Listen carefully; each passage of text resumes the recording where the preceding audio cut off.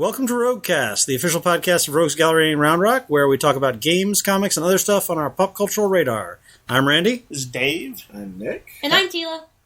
And we are going to start out this time talking about a movie we all saw recently, or maybe I saw recently. I think Nick saw it when in theaters. No, I saw it. Oh, okay. Blu-ray. That is World War Z, which, of course, we sell in the store, the book, and have been selling for a long time. And there's been some controversy because this movie clearly has very little to do with the book. Yeah, that's what I haven't read the book, but it has its title, and that's about it. I've never finished reading the book because I'm one of the few for whom it did not grab. I couldn't get into it. And I just haven't given it a chance. But we're a bunch of bad people. It's true. Tila, did you ever read it? Nope. Okay, just checking. But the movie, I was quite taken with. Yes, actually, and I was pretty happy with too. I mean, it had some issues, but I was having fun, and so I kind of ignored them.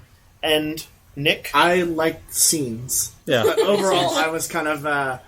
I didn't connect with it the way you guys did. You're not a big zombie fan in general, though. That's true, actually. I'm not. I skew more towards the vampires of the horror. Yeah. I prefer them rather than... if I were to put you under the spotlight and say, what is your favorite zombie movie or outing, what would you say? Remake of Dawn of the Dead. Okay. I like the original, but the remake is great. Tila, where do you stand on zombies? I'm torn on zombies. I like them, but with like The Walking Dead and stuff, they're kind of getting a little, I don't know, old. There's a lot of zombies. Yeah, it's too much. What is your favorite zombie thing? Oh, I haven't seen a lot. I'm not a big horror person, so I'm going to be lame and say Shaun of the Dead. No, Shaun of the Dead's great. That's not my lame. zombie. Shaun of the Dead's a great... You are also, I know, despite not being a horror person, you have... Yeah, I think you haven't read it lately, but you have been a big fan of that Walking Dead comic. Yeah, I was. Yeah, and You was? Yes. And then what happened? I don't know, I just got tired. I get bored easily. Well, it's 19 volumes in fairness. Yeah. It's a lot. I know lots of fans who kind of fall off it for periods of time, and then kind of either fall back in or don't. But it does seem like it's one of those, sometimes you're just like, okay, I've had my fill for a while. Yeah. But back to World War Z. But this is a Brad Pitt vehicle, and Yeah. he actually does a really good job in the film. I do like him. So the premise of the film, just for those who haven't seen it, is who does he work for? He's a UN operative, basically. Right. He's like the operative in Firefly. He was basically a special operations guy who used to go into dangerous places for the UN. Right, sort of an all-purpose badass and also smart guy. Yeah, he's specific, Jack Ryan. His specific, he actually very very Jack Ryan actually. His specific skill set and job was never a completely. They sort of left it a little gray. He's not quite. He doesn't have the skill set that Liam Neeson does. He's Liam Neeson. No, but he's like a survivalist, like living in hostile environments and things like that. And so a zombie outbreak occurs. Yep. And he is uniquely poised to go on a mission to sort of ultimately. They want to try and find a cure, and that's why I think it's interesting. We don't see a lot of zombie movies where first of all, it's a military involved. Usually, it's a ragtag group of survivors. Right. Yeah. This was a sort of when organized the military effort. shows up, they are the scary rapist pillagers who have become evil, which is really kind of an unfair thing. Yeah. On some part, like I get the social critique. Yeah. But boy, the zombie movies lean on that a lot. They really do. Not Shaun of the Dead. Spoilers. That's true. We get a much larger picture here of sort of globally how it affects people and how different places react to the zombie outbreak. But they don't tend to do cures or reasons. No. I mean, they don't really get into how the zombie thing came about here, but they do get into we're going to try and cure it, not we're going to try and survive or the world's gone. They're trying to prevent the zombie apocalypse from becoming a full-blown they treat it almost like an epidemic. It's almost like a pandemic movie, like Hot Zone or one of those things. Yeah. Which I really like. Well, even in the initial outbreak scene, Brad Pitt treats it as sort of a viral thing. Yeah. How long does it take before that opening? Well, go ahead. I'm sorry. No. How long it takes before the zombie sort of someone becomes a zombie? Right. He just We're counts paying it down. attention to those Which things. I actually thought that scene was phenomenal. Right. Yeah. So that scene is kind of where I got on board. There's an opening scene where I won't give everything away, but he is sort of in a congested traffic area when some zombieism starts happening, and the transformation happens quick in this. You get bit and killed, you are a zombie within a few seconds. It's like 5 seconds, I think. 12 seconds, okay. And these zombies are super feral. Yeah. I mean, they take you and shake you the way a dog shakes a squirrel it just caught. Yeah. And they're also they did a really good thing with the CGI where they're basically big groups. Like they really explore what a group of people who don't care about their own well-being could do, like, say, going up a wall, like by climbing on the bodies of the others. They're climbing on each other. It's almost like ants, yeah. where they just don't even care. They're just crawling all over each other. Yeah. And they can actually get over a giant-ass wall that way. Yep. And you know what I remember? When I was watching the trailers for this, I thought the CGI looked kind of crappy. Yeah. It did look kind of crappy. Yeah, but the finished effects are much stronger. are much better. Mm-hmm. And I won't give away how but I like the sort of the third act where they get to the cure aspect and they start figuring it out. Not spoiling anything, but none of that's in the trailers. Like, I didn't know any of that stuff was coming. That's true. They managed to keep some secrets in So I like that you don't know where it's going. Some pretty suspenseful stuff. I don't want to quite say what they do either, but there is some very suspenseful moments. But there's also some interesting, weird moments, like, I can't remember where they are, but, the stuff on the plane I thought was very taut. Oh, yeah, that was great. There's an outbreak on a plane, and these zombies are very drawn to sounds. Yeah. And so he's, like, in first class, and he sees it starting to happen, and he, like, closes the curtains between the two compartments, right? And he tells everybody to, like, shut the hell up. Yeah. And they start quietly putting luggage in there. Meanwhile, there's sort of chaos erupting. But the zombies are not coming their way at first because they just don't hear them. Yeah. It's sort of along the lines of, like, Left 4 Dead. Like, you stayed away from the cars or, loud noises. Sound is something... They've usually done either sound or smell for zombies. I just remember when this first came out, there was a lot of, in production, there was a lot of craziness because I think they did major rewrites and major reshoots. Right. Because I know, like, Matthew Fox is in the movie for, like, a scene. And I forgot he was named his character was supposed to be a huge part of the movie, and it would have been completely different. Yeah.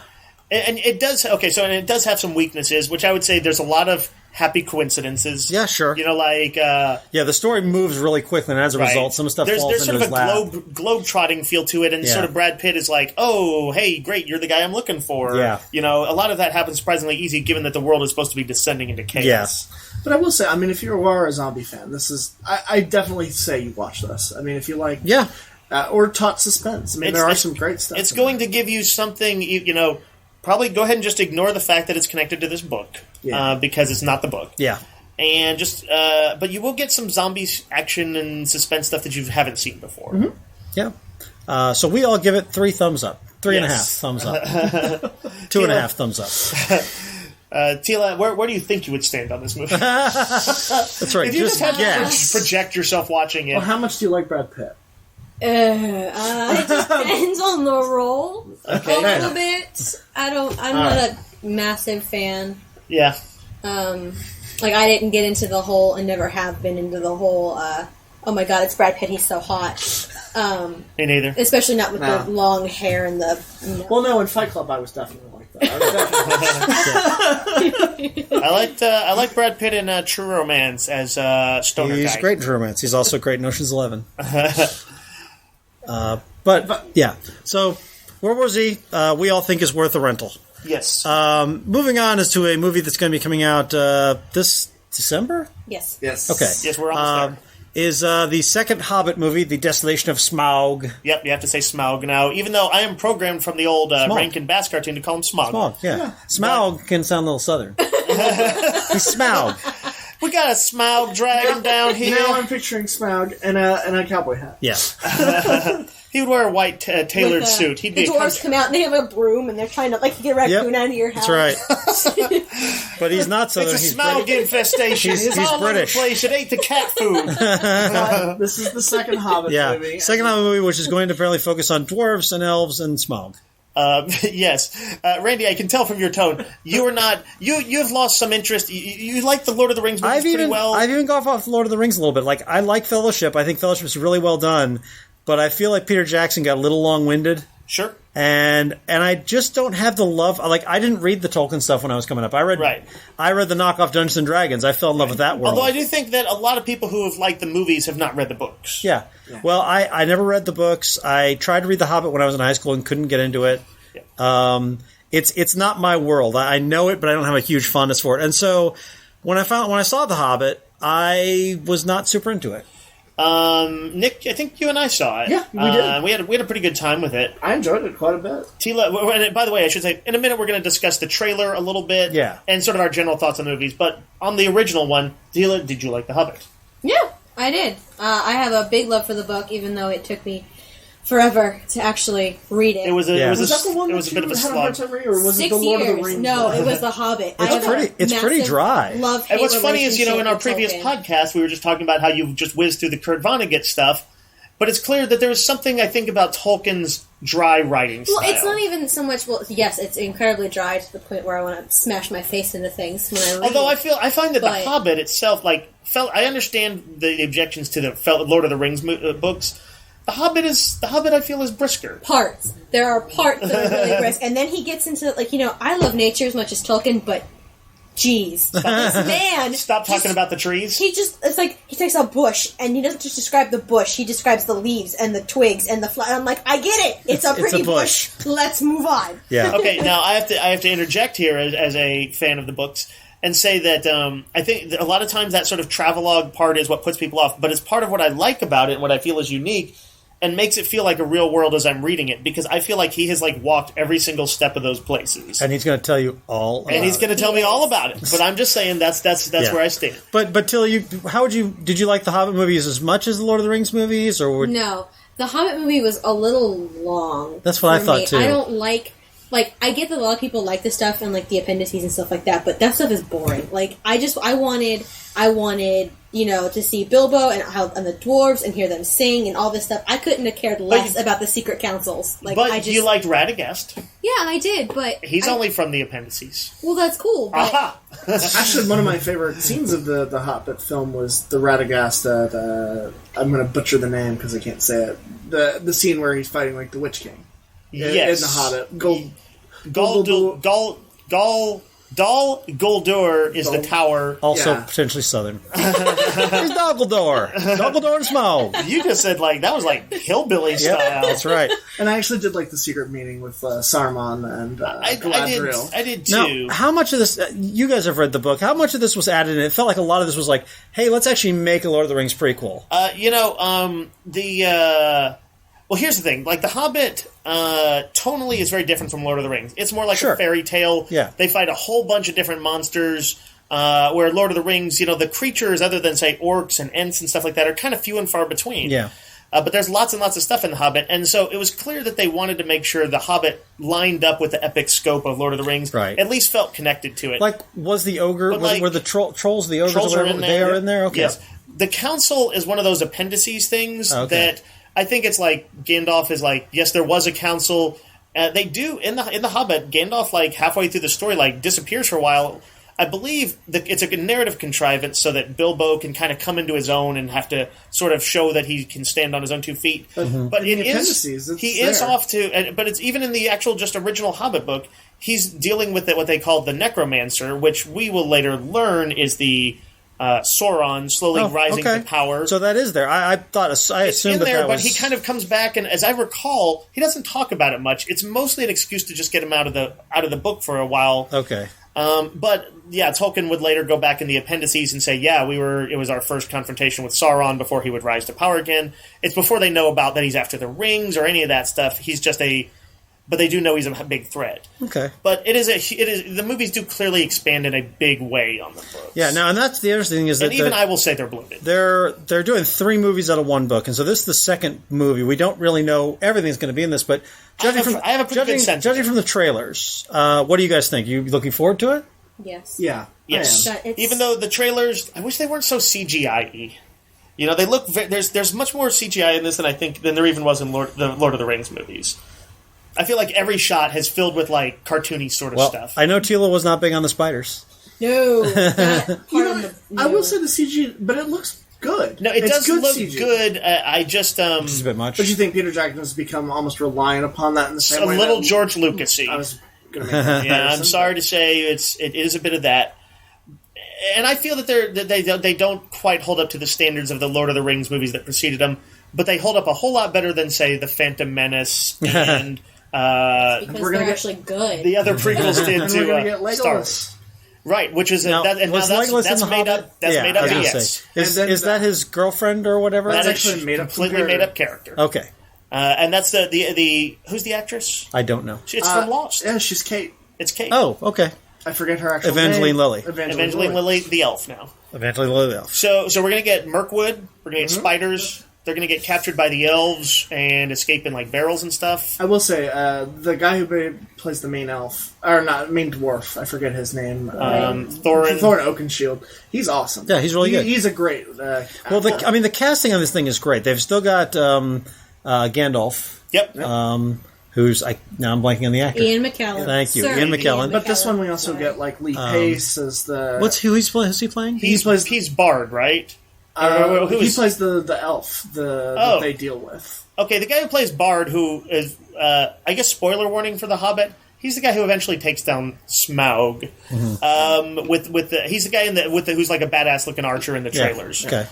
Okay. And he is like almost a non-character in the story. You know that there's sort of like, was it Lake Town, I think, is where the Smaug trash is. There's sort of like what sounds like a slightly Weasley politician type guy who sort of vies with the more pragmatic Bard for control of the town or what to do when Smaug attacks. Smaug.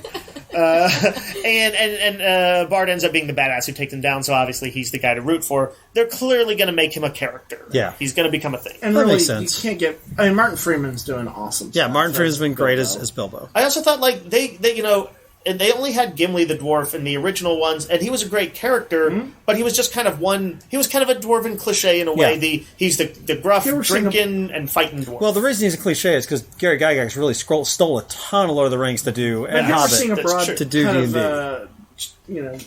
Broad sense of what dwarves were. We see younger and older dwarves, and it's kind of cool because I think in the first and there's some handsome, dashing dwarves. But they make a comment that these guys aren't all warriors and fighters; they're like blacksmiths and all this other stuff. Right? They've sort of, in getting thrown out of their homeland, they all had to sort of take up jobs sort of around the world. So it's a much more interesting look at the dwarves who kind of get sidelined in Lord of the Rings. Right? It's true. Yeah, there's very few dwarves that show up. They were at the Lord very beginning council when they all tried to decide. What to do with the ring. I know Tolkien intended for them to sort of be.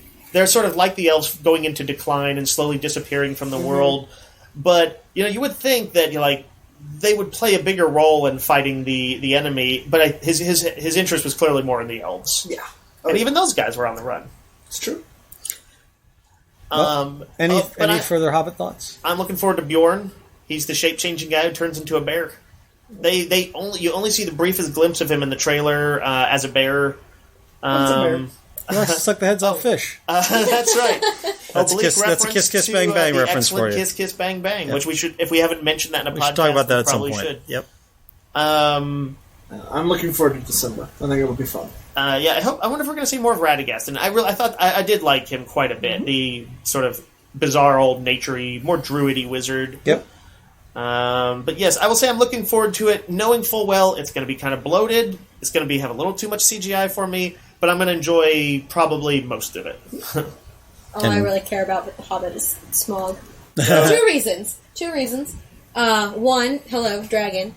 I love dragons, and Smaug has always been my favorite. I can guess the second one. I will say this: Smaug in the book, he's awesome in that he is, and Gary Gygax almost certainly stole this for D&D dragon personalities.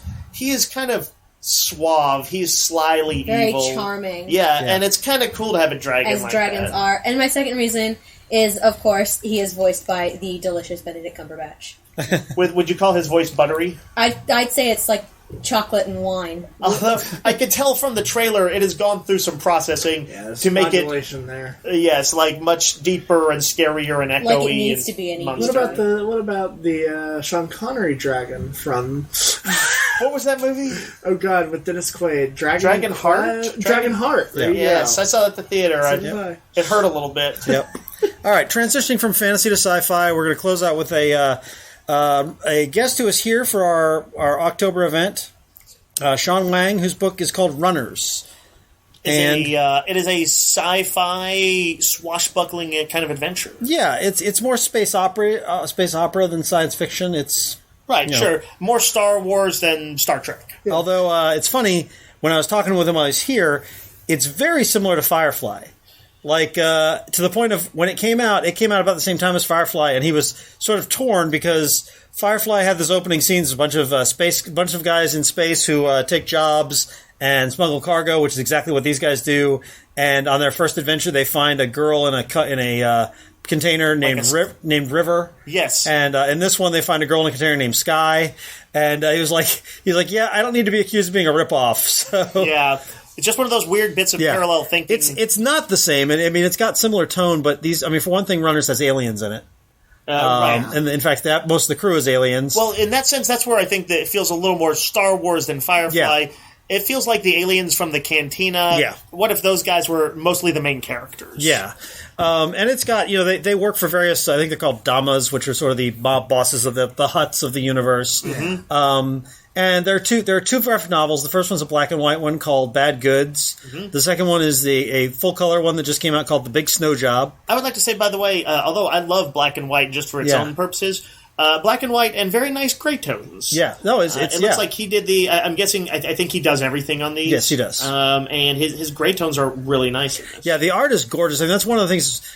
Sean Wang works in video game stuff, and so he does a lot of design work. Yeah. I mean, he has a lot. The trades are packed with sketches and that kind of stuff, and this feels like this could be, in a weird way, like I kind of wish this was in the hands of more kids. Yeah. Because I think it is, if they are watching the Star Wars Clone Wars stuff and they are enjoying sort of that kind of fun space opera, they would love Runners. Yeah, absolutely. It's got space gunfights and ship to ship combat and cool space stations and snow planets and but there's some of that sly repartee of Star Wars and. Yeah, there's good banter between the crew. It's a really fun thing. I definitely recommend anybody who likes Star Wars or Firefly and wants some good sci-fi comics. Because really, good sci-fi comics of this type especially are hard to come by. And then his coloring in this, the colors look great in the second one. Amazing. Yeah, I remember him mentioning while he was signing my copy that this was like his sort of first full outing with coloring, and I almost couldn't believe it because they look so good. Yeah, this looks great. This looks like the polished work of a professional. And maybe he just meant his first time coloring an entire comic, because I'm sure for doing video game design, I'm looking at this and I'm like, it's too good to not. He's done colors, He did. He's a liar. He also does special. He didn't just randomly start coloring this. He does sound effects, old school sound effects in there. I saw cacao and the explosions. Mm-hmm. Really good stuff. And to throw a plug in for the store, because this is our store podcast. Hell yeah. The copies we have are signed by the author. They have a little sketch on each side of them. And while we have the supplies, when you buy one, you get a little packet of postcards that he drew and a print.